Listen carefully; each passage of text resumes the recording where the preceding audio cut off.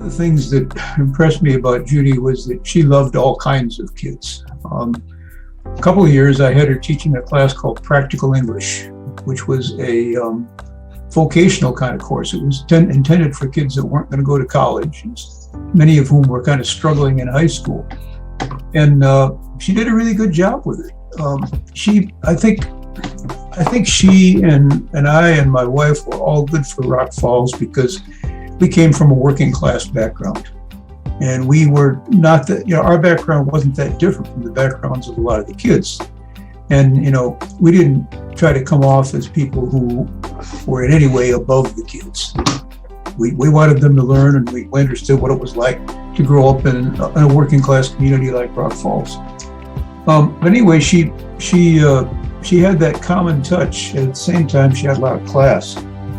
Another thing I would comment about is that she was never afraid of a new challenge. She was always taking on new things. When I became department chairman, they hadn't had a speech team for quite a few years, and we got it going again. She was the first one to get it back going again. And that's a huge undertaking. All those individual events and just practicing, everything about it was challenging.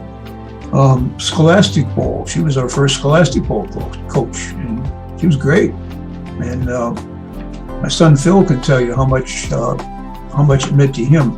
He sometimes struggled in high school trying to find his identity. It was difficult because I was a coach in 3 sports, and he finally realized where his real talent lay, and he was captain of the speech team and captain of the Scholastic Bowl team, and that did so much for him. It really helped him to become a more complete person. She was one thing I haven't mentioned is that Judy was part of our generation of teachers that sort of radicalized the teaching profession.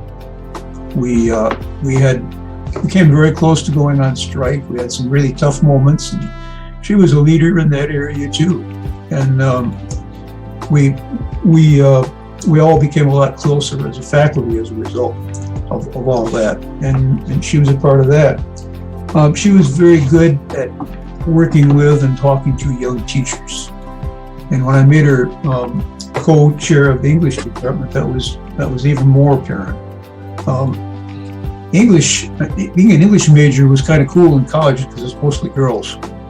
And when I got into teaching, I found out that high school English teaching was mostly women. So I had to learn to work with women. But being a woman relating to other women always makes that easier. And a lot of the young women teachers came to Judy a lot for advice, and she helped a lot of them get through some difficult things.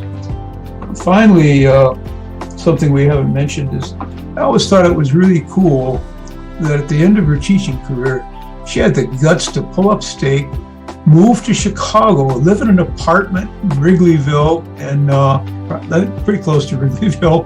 And she, for a while, volunteered at the Shakespeare Theater at Navy Pier. So, she started a whole new phase of life. And I was kind of surprised that she would leave Rock Falls because she had pretty deep roots there. But, living there as long as she did and having 3 daughters there. But it was just another example of the guts she had and the self-confidence she had. So anyway, those are all reasons why she ought to be honored. She was an unusually good teacher, and she was a really great person.